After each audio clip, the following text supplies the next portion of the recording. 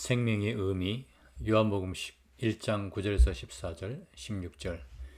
이제 신압으로 성탄절기가 끝나가고 있습니다. 성탄절 전야에 성탄등을 밝히는 일, 성탄절의 조용한 축제, 이런저런 행사 준비에 애를 썼던 일들이 정리되고 있습니다. 이런 일들이 모두 끝난 다음에는 무엇이 남아 있습니까? 성탄의 소란이 드디어 물러나갔다는 사실에 대해서 금년에도 얼마나 많은 사람들이 안도의 한숨을 내쉬었을까요? 떠들썩한 송년 모임, 대목을 보느라 분주한 상점, 여러 종류의 감상들이 뒤섞여 있었습니다. 성탄절에 이러한 것들만 보는 사람들, 그리고 이러한 것들에만 마음을 두는 사람들의 영혼은 성탄절기가 끝나갈 때쯤 공허해지기 마련입니다. 물론 성탄절을 대충 그렇게 맞이하고 보낼 수도 있습니다. 그러나 이것이 올바른 태도인지 아닌지는 주고받는 선물의 기쁨과 성탄 등의 풍성함 속에 심한 의미가 여전히 숨어 있는지 아닌지에 달려 있습니다. 이 문제는 사실 우리의 일상적인 삶에도 거의 똑같이 적용됩니다. 쫓기는 일상에서 겪는 답답함은 보다 심한 의미의 바깥면이라고 할 수 있습니다.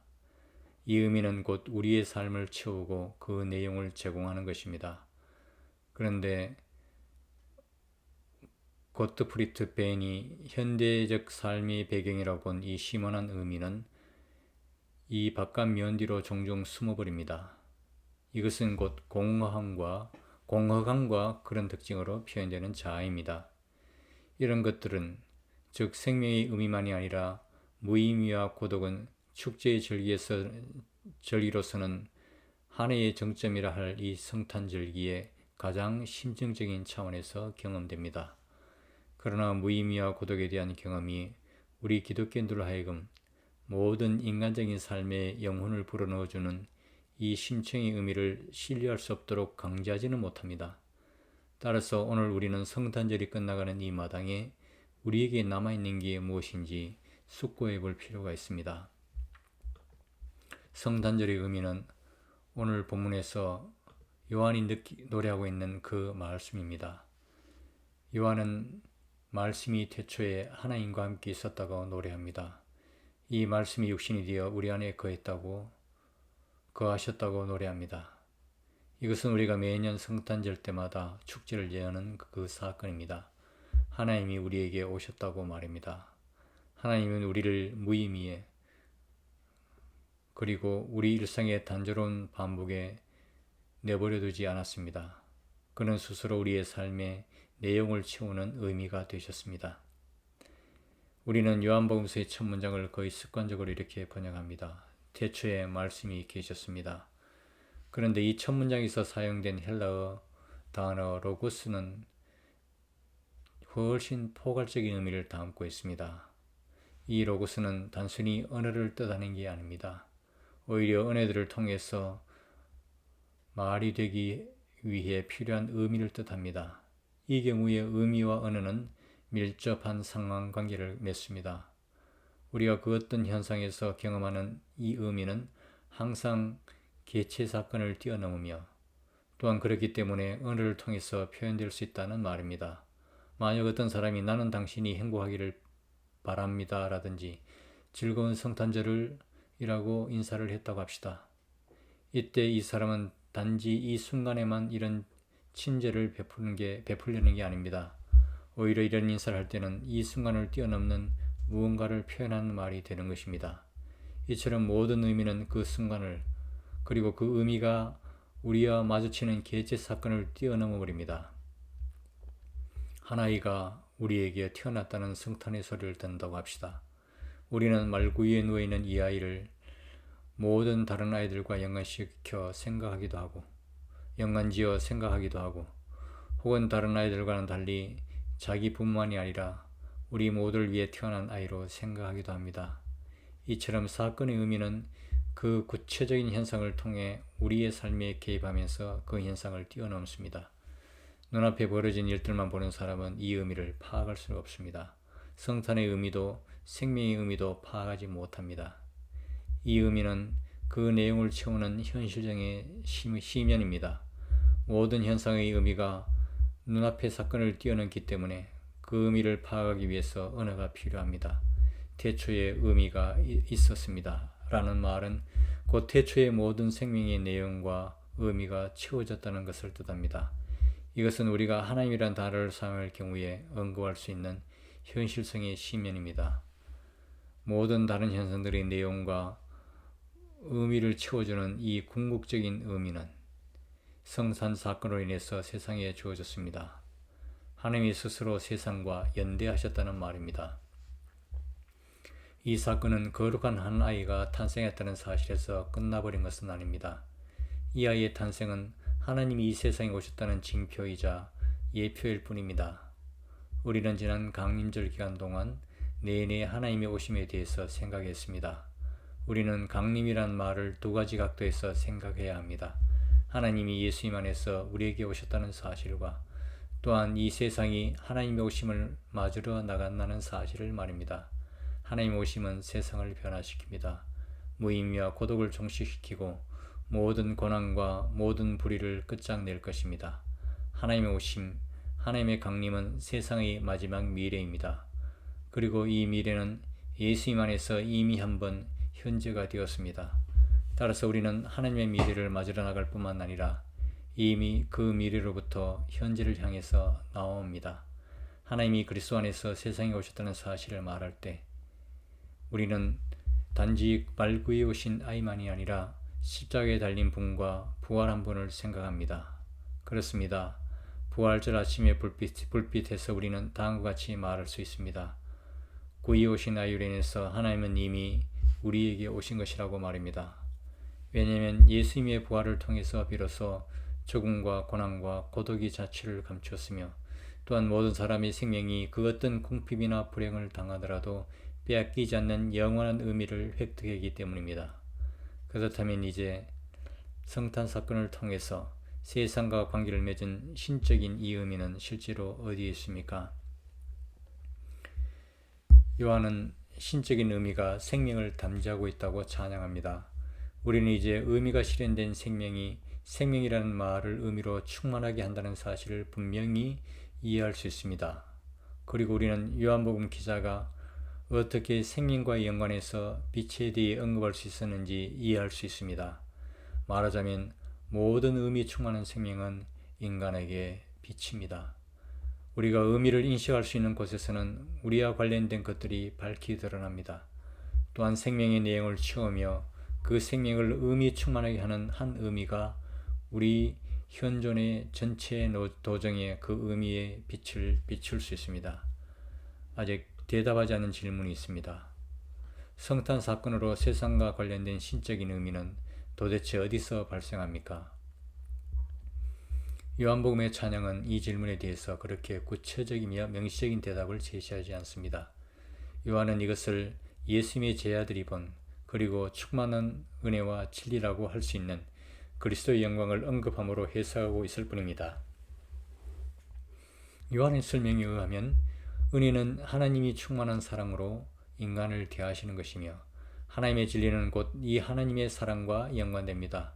즉 예수 그리스도 오심으로 모든 약속이 성취될 때까지 그의 선택된 백성의 역사를 통해서 충만한 사랑으로 인간을 대하시는 하나님의 신실성과 연관된다는 말씀입니다. 세상에 오신 신적인 생명의 의미에 담긴 영광이 은혜와 진리를 제공하는데 이 은혜와 진리가 어디서 생성되는가에 대해서 요한은 다른 구절에서 언급한 적이 있습니다. 하나님이 세상을 이처럼 사랑하사 또 자기 독생자를 보내시고 그를 믿는 자는 죽지 않고 영원히 살게 해주셨다고 말합니다. 요한복음 3장 16절. 또한 요한일서에서도 이르기를 하나님이 자기 독생자를 보내어 우리로 하여금 그를 통해 살게 하시는 사실에서 하나님의 사랑이 우리에게 나타났다고 했습니다. 요한일서 4장 9절. 예수님 안에 나타난 하나님의 사랑은 만물의 의미입니다. 태초에 하나님과 하나님께 있었고 하나님 자신과 하나인 각각의 의미 바로 그것입니다. 인간을 향한 하나님의 사랑은 예수님이 사람들 사이에 가로놓인 울타리를 허물어 내시고 멸망당할 사람들과 하나가 되심으로써 표명되었습니다. 하나님의 사랑은 예수님이 하나님의 이름으로 사람들에게 사실을 선포하시고 과거의 짐으로부터 새로운 삶으로 해방시키시는 사건에서 나타났습니다. 하나님의 사랑은 예수님을 신뢰하고 예수님과 연결된 이들을 위해서 예수님이 십자가에 죽으심으로써 죽음이 의미하는 최종적인 유기와 고독을 감당하시고 폐기시켜 버렸다는 사실에서 빛을 발합니다. 또한 하나님의 사랑은 예수님이 부활을 통해 죽음을 극복하고 모든 사람에게 영원한 생명을 희망할 수 있도록 그 길을 열어주심으로써 승리를 거두었습니다. 이 모든 사실은 예수님이 탄생하던 순간에는 여전히 미래의 사고로 숨겨져 있었습니다. 그렇지만 그의 탄생과 함께 하나님의 현재가 사람들에게 시작되었습니다. 이것은 곧 어디서나 이미 이러한 의미를 가리키는, 또한 영원과 구원과 용서의 위로를 가리키는 인간 생명의 의미 충만입니다. 그러므로 하나님의 사랑은 오늘 우리의 본문이 언급하고 있듯이 은혜와 진리가 가득한 예수님의 영광입니다. 이제 우리는 하나님으로 말미암아 영원한 곳에서 유래하는 생명에 대해서 설명하고 있는 이 말씀, 즉 지은 것이 하나도 그거 없이는 된 것이 없다는 말씀, 요한복음 2장 3절을 이해할 수 있습니다. 사랑의 의미는 그 무엇보다도 우선 다른 사람에게 현존을, 즉 자신의 고유한 현존을 내어주는 것입니다. 이것은 죄 지은 자를 향한 용서를 의미합니다. 이것은 죽음을 이기는 부활절 신앙의 가장 심원한 의미입니다. 죽음을 이긴다는 의미는 각 개인의 삶이 하나님 앞에서 영원한 그리고 무상하지 않은 의미를 소유한다는 것입니다. 다른 사람에게 생명과 자기 자신을 내어주는 것이 바로 우리가 그렇게 살아야 한다고 소명받은 사랑입니다.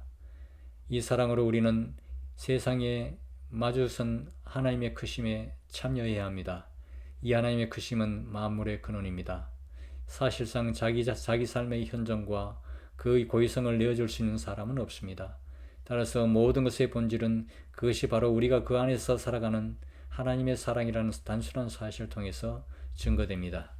이제 우리는 예수님에게 나타난 신적인 생명의 의미가 모든 생명의 일반의 빛이라는 사실을 깨닫게 이해하게 되었습니다.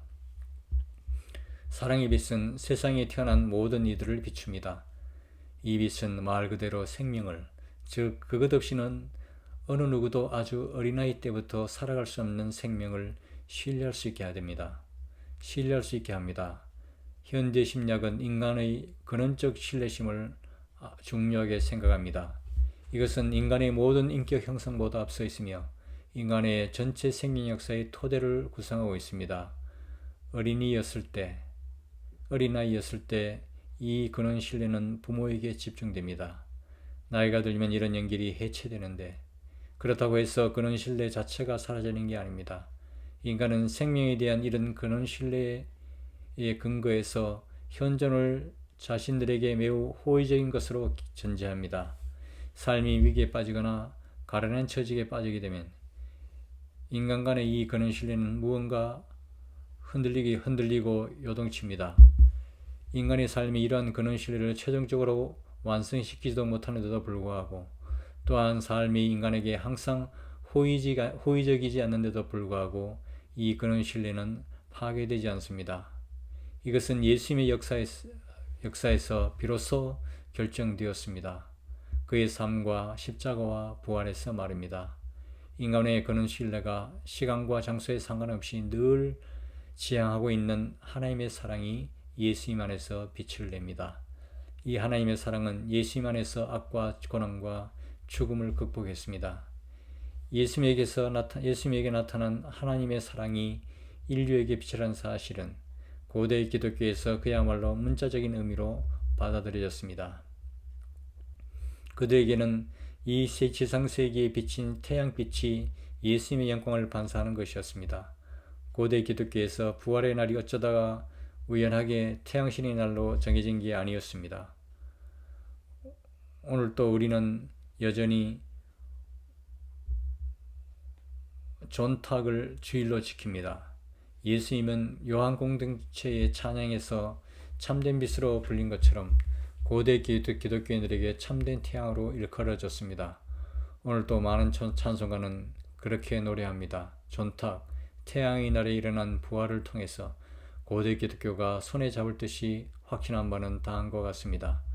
그들을 축복해주는 능력인, 그리고 날과 해의 변화를 규정하는 능력인 실제의 태양은 바로 예수님의 부활에서 계시는 하나님의 능력을 비유하고 있다고 말입니다. 그러나 이 비유는 창조의 비밀을 푸는 열쇠로서 아주 진지하게 받아들여졌습니다. 그래서 우리 기독교에는 예수님의 탄생을 동지 직후에, 즉 태양의 새로운 탄생 시기에 축하하고 있습니다. 이와 같은 모든 사실은 전 인류를 위해 하나님으로부터 오신 예수 그리스도 안에서 일어난 사건들이 정말 우주적인 차원에서 영향력이 있다는 뜻입니다. 하나님이 매년마다 태양을 세상과 연결시키고 있다는 사실을 증언하는 것입니다. 성탄절기 동안 우리 앞에 놓인 초와 그 광채가 무엇인가 그런 것들과 연계된다는 사실을 누가 과연 인식하고 있을까요? 초와 그 광채는 예수님이 세상의 빛이라는 사실을 선포합니다. 그렇지만 세상은 예수님 안에서 비추고 있는 하나님의 사랑의 빛을 받아들이지 않았습니다. 세상은 이 빛에 의존해서 살아가는데도 불구하고 하나님의 사랑의 영을 거절합니다. 다른 이에게 현존을 내주며 인간 사이에 철책을 허물어내고 인간의 과오를 감감아주는 사랑의 영을 거절합니다.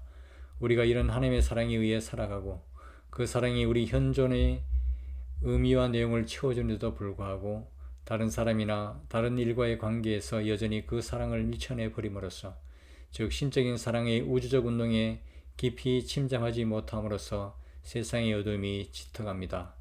초대 기독교인들은 이 세상의 어두움을 특별한 방식으로 경험했습니다. 그들은 예수님을 향한 신앙 고백으로 인해 그들의 주변으로부터 많은 편견을 받았지만 그것에 개의치 않았습니다. 그럴수록 그들은 더 큰 박해와 죽음 같은 고통을 당했습니다.